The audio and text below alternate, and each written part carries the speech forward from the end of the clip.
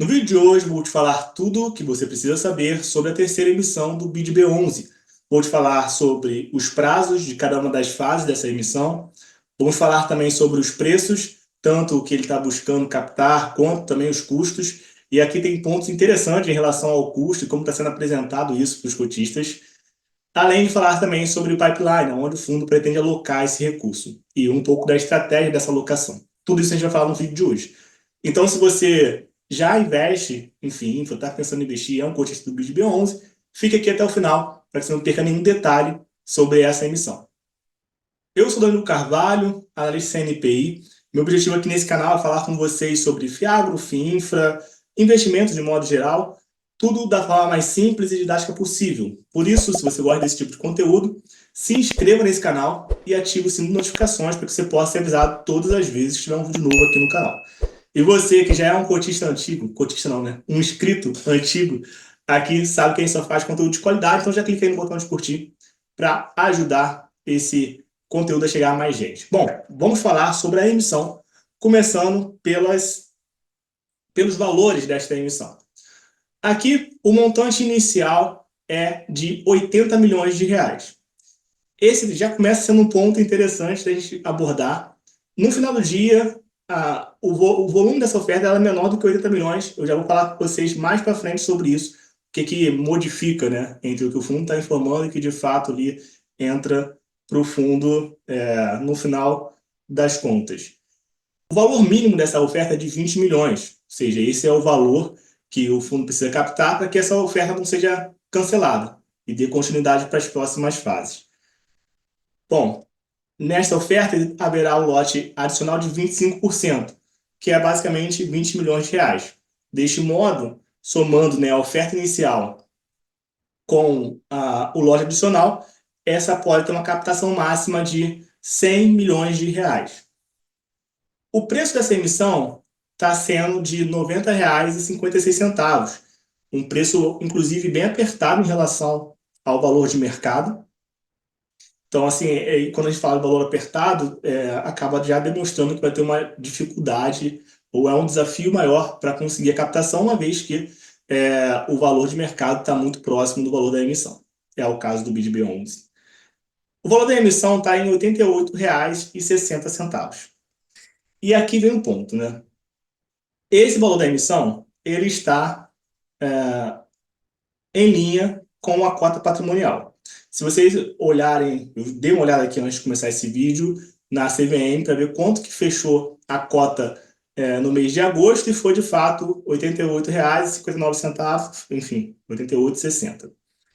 Inclusive, se você não sabe como ver o valor patrimonial do FIINFRA, eu vou deixar aqui no card o link do vídeo que eu gravei mostrando na prática como você pode verificar a cota patrimonial de um FIINFRA em tempo real. Todos os dias tem essa atualização e você consegue observar isso dentro do site da CVM. Mas dando continuidade aqui, então, tá nesse valor. E sempre é uma pergunta, né, cara, está sendo feita uma emissão abaixo do valor patrimonial ou não está sendo feita abaixo do valor patrimonial? No primeiro momento, a gente tem uma resposta, né, simplista que está sendo um valor patrimonial. Mas a gente vai aprofundar ainda mais esse assunto. A taxa hoje, ela é de R$ 1,96, o que corresponde a 2,25%. 25 não, 2,21%. Está em vermelho porque nós iremos abordar toda essa questão aqui de taxa e de valores, tá? E por isso também iniciei falando que o montante inicial no final do dia acaba não sendo de 80 milhões, vai ser um pouco menor do que isso. Mas a gente vai separar uns dados somente para isso. Falando sobre o fator de proporção, é de 43%, ou seja, se você já é cotista, você vai ter o direito de exercer 43% das suas cotas. Ou seja, se você tem 10 cotas, você vai poder comprar mais 4 cotas. Lembrando que sempre arredonda para baixo, então fica nessa proporção. E esse é um valor já assegurado para você. Já para aqueles investidores que não são cotistas, né, haverá o período de oferta pública em que é necessário ter um investimento mínimo de 10 cotas, ou seja, de R$ 905,60. Lembrando, mais uma vez, que você que já é cotista, esse não aplica a você. Você pode ter 10 e comprar só as 4 porque o fator de proporção já é garantido para quem é cotista na database. Bom, falando em database, vamos para as datas, né, desta oferta. A database é dia 6 de setembro. Então, os cotistas que dormiram, né, com a cota no dia 6 de setembro eles terão direito àquele fator de proporção de 43%. O início do direito de preferência ele vai começar no dia 10 de setembro e terminará no dia 20 de setembro. Então, você vai ter 10 dias para exercer o seu direito de preferência, que são aqueles 43%. No dia 10 também começará o período de distribuição ou período de reserva na oferta pública. Ou seja, aqueles investidores que não são cotistas e querem participar desta emissão, eles vão poder fazer uma reserva. Lembrando daquele valor mínimo de investimento, que é de 10 cotas. São 10 cotas. Então, você tem que lembrar que tem que ser no mínimo R$ 905, para quem não é cotista. E aí, a gente tem a data de liquidação do direito de preferência no dia 23 de setembro. Ou seja, essa data de liquidação é a data em que o cotista vai precisar, que exerceu o direito de preferência, ter o dinheiro na sua conta na corretora. No dia 24, vai ter a divulgação do encerramento do período de preferência. Nessa data, a gente vai ter ideia de como está indo a oferta, de quanto o fundo conseguiu captar naquela fase. Lembrando que todo mundo recebe o direito de preferência, mas nem todo mundo exerce. E aí essas sobras do período de preferência vão para o período da oferta pública, em que os investidores que não são cotistas fazem ali as suas reservas. Logo depois, no dia 27, haverá o encerramento do período de distribuição, ou seja, o período de oferta pública. Vai ser contabilizado ali quantas cotas cada um pediu. Se o que todo mundo pediu está dentro da oferta inicial, ou até mesmo da oferta inicial somada ao montante adicional, todos recebem a quantidade que pediu. Caso a demanda seja muito maior do que o valor solicitado, haverá um rateio, ou seja, você pode ter pedido 10 e receber somente 8, ou você pediu 100 e vai receber 90, 80. Então, fica nessa linha aqui, tá bom? E no dia 3/10 acaba sendo uma liquidação da oferta. E aqui, todo mundo que fez a reserva também precisa ter o valor na sua corretora.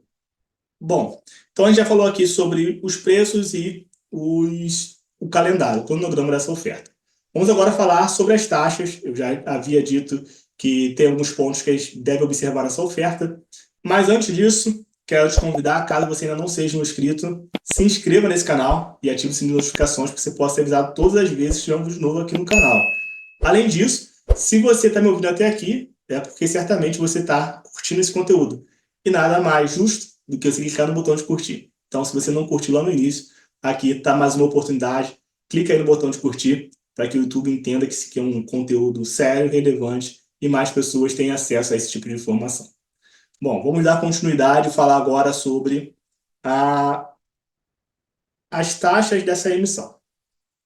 Então, como vocês observaram, o que o fundo informa é uma taxa de distribuição de R$ 1,96, que iria corresponder aqui a esse valor de 2,21, correto? Exatamente o que a gente viu lá na frente. Só que, primeiro ponto, vocês estão vendo aqui, né, um valor bem relevante, quase a maior parte do percentual da oferta, e tudo destinado à comissão. E eu sempre falo aqui, comissão realmente são os custos mais caros de uma oferta.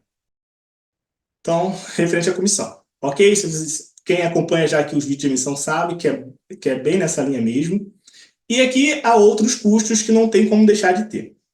Só que esses outros custos, a gestora não está arcando com esse outro custo. Ela separou aqui, mas esse 0,36%, ou seja, esses 32 centavos, eles estão englobados no preço da emissão. Então, lembra que eu falei para vocês? Olha, o preço da emissão está sendo em linha com o valor patrimonial, de R$ 88,60. Só que, dentro desses R$ 88,60, tá esses 32 aqui. Ou seja, resumindo, resumo da ópera, aquele 80 milhões, ele não está sendo todo direcionado para, de fato, entrar no custo, no fundo. Parte daquele custo está aqui. Parte que eu digo é 0,36% desse valor não vai entrar no fundo. Então, quando eu boto lá o valor pretendido, né, o montante inicial, 80 milhões. Só que esses 80 milhões já estou desconsiderando o custo da taxa, porque é somente o valor que vai entrar no fundo. Quando eu coloco já neste valor, né, englobo essa taxa, significa dizer que não vai ser aquele montante que vai entrar dentro do fundo. Parte vai ser utilizado para cobrir algumas taxas. Taxa de registro na CVM, taxa para B3, como a gente está vendo aqui. Como eu digo sempre, não tem como fazer uma emissão sem custo nenhum. O ponto é como vai ser distribuído esse custo, quem paga, da onde sai, como comunica. Então, esse aqui é um ponto assim diferente e que é importante o cotista, né, ter essa visão de que a taxa no final do dia acaba sendo realmente R$ 2,57, que vai ser pago pelo cotista de modo integral e não apenas 2,21%. Bom, agora vamos falar um pouco sobre o pipeline, tá? Aqui tem o patrimônio atual do fundo e a quantidade de ativos. E aqui vem o que ele pretende fazer, né, daqui até mais ou menos aqui, nessa linha reta, o que ele pretende fazer com o valor advindo dessa oferta. Primeiro, ele vai utilizar aqui cerca de 23 milhões para rebalancear a carteira incentivada já atual, ou seja, vai investir em alguns ativos que já estão dentro da carteira. 2,5 milhões, basicamente, vai ser para o rebalanceamento da carteira de ativos não incentivados da carteira atual. Então, daqui para cá, não é novidade, vai ser só rebalanceamento da carteira. É essa parcela maior nos ativos incentivados e a outra parcela bem menor, né, de 2,4 milhões na carteira não incentivada. Aqui, 3,2 milhões em dois novos ativos que são incentivados no mercado secundário, não é de originação da gestora, né, do BidB11. Então, dois ativos no mercado secundário, que vai ter cerca de 3,2 milhões. E a maior parte, vocês vão ver aqui, 51,6 milhões em 32 novos ativos não incentivados. Aqui, não incentivados. E aí, eu não sei quanto que todo mundo está alinhado, mas é aquela coisa, toda vez que faz uma emissão, o fundo acaba abrindo um outro fundo por baixo, e ali precisa, depois de 6 meses, se enquadrar.